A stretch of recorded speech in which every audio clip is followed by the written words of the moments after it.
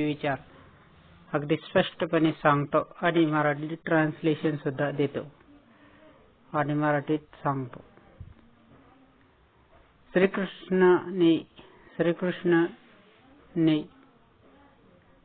भगवान श्री कृष्ण ने कहा, स्वभाव, विजय,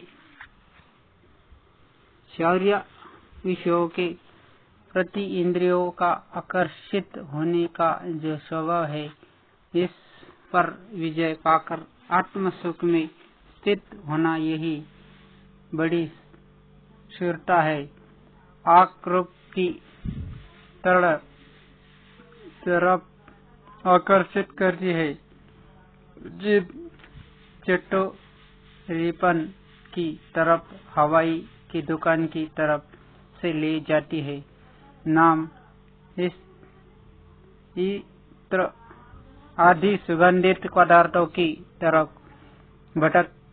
भटकाती है, कान शब्द के लिए भटकाता है, तो शरीर स्पर्श के लिए, विकारी काम के लिए खिंचता है। तर विश्वातील सर्व मंडळीला आता यातील ट्रान्सलेशन अगदी स्पष्टपणे तुम्हाला सांगतो। भगवान श्रीकृष्णाला म्हणायचे आहे की आपला स्वभाव आणि विजय, शौर्य आणि सौंदर्यता विशेषता है विषयों के इंद्रियों में फंस जाता है मनुष्य। अर्थात या विषयात मनुष्य एवढा फसतो की त्याला आकर्षण वाटते त्या वस्तूचे, त्यामुळे तो फसत जातो। माया ही भुरळ पाडते जीवाला। माया केव्हाही भुरळ पाडते जीवाला आणि जीवाला वाटते की चांगले येते, पण नाही, त्याचा तेथे नाश पावतो आणि तो खऱ्या नामापासून वंचित राहतो। म्हणून नामचिंतन हे एकमेव साधन आहे। नाम हे केव्हाही घेतल्याने चांगलेच असते। राहतो खालील वाक्यातील प्रश्न विजय पाकर, अर्थात संपूर्ण इंद्रियाच्या अवयवावर विजय पाहून आत्मसुख आपण स्थित होऊन आत्मसुखाकडे आपण प्राप्ती करू शकता। आग के रूप में, अर्थात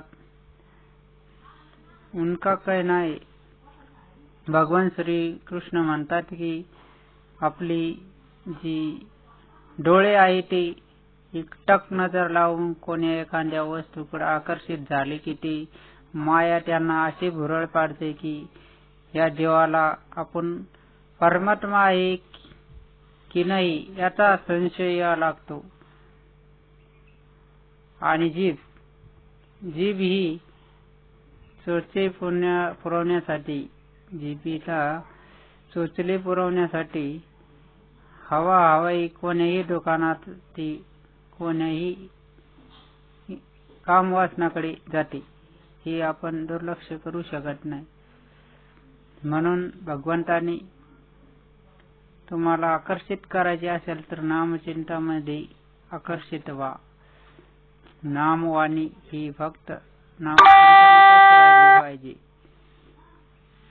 विषयों के बहुत आकर्षण होते। अनेक विषय आहेत या विश्वामध्ये, त्यात आधी सुगंधित पदार्थ की म्हणजे सुगंध पदार्थ दिसतात ते जेवढे काही सुंदर पदार्थ दिसते त्याच्याकडे आपली आग, डोळे, सर्व काही वळतात, हे चुकीचं आहे। कानाने फक्त भगवंताचे नाम चिंतन ऐकायला हवे। शरीर के स्पर्श, आपल्या शरीराला दुसऱ्याविषयी सुंदरता वाटते आणि स्पर्श करावा वाटतो, पण हे चुकीचं आहे। माया ही भ्रम पाडणारी आहे जीवाला, म्हणून कामवासना विकार सोडून द्यायला हवे आणि खऱ्या अर्थाने भगवंताच्या नामचिंतनात मग्न व्हायला हवे। नामचिंतन तुम्ही 10 मिनिटं करा किंवा 1 मिनिट करा, त्याला फार महत्व आहे। म्हणून संत महात्मे येथे सांगतात की इंद्रिय जो भोगे, इंद्रिय जो आधीन होए वो ऊपर ना उठे। त्यांना असं सांगते, इंद्रिय एखाद्या वस्तूत एवढे आकर्षित झाले की त्यातून त्याला निघावंच वाटत नाही, म्हणून त्याकडे दुर्लक्ष करून आपण खऱ्या भगवंताच्या आत्मसाक्षात्काराकडे लक्ष ठेवले पाहिजे. अर्थात भगवान नामचिंतनात आपलं मन रमलं पाहिजे. तेव्हाच खऱ्या अर्थाने आपल्याला गुरुभक्ती आणि स्वामी भक्ती मिळेल आणि भगवंताचे नामचिंतन सुद्धा त्यातून होईल, ही मला खात्री आहे. दिव्य विचार तुम्हाला कसा वाटला नक्की कमेंट करून सांगा. शेअर करा, लाईक करा, कमेंट करा. कोणकोणत्या राज्यामधून कमेंट केली आहे राज्य लिहा, तुमच्या गावाचं नाव लिहा, तुमचं नाव लिहा आणि सरनेम टाका. अगदी मायबोलीमध्ये लिहा. सर्च करण्यासाठी प्रथमतः स्पेलिंग लिहावी स्मॉल लिपीमध्ये. SHRIREM चेकी CHEKE याप्रमाणे स्पेलिंग टाकून स्मॉल लिपीमध्ये पुढे कोड लिहा 4589. जे टाकताच लगेच 2 मिनिटाच्या आत चॅनल सर्च होईल. चॅनलचा तुम्ही आनंद घेसाल ही मला खात्री आहे. तुमची सर्वांची रजा घेतो आणि पुढील लाईव्ह व्हिडिओ लवकरच येईल. नवीन विषय घेऊन येऊ पुढच्या व्हिडिओला.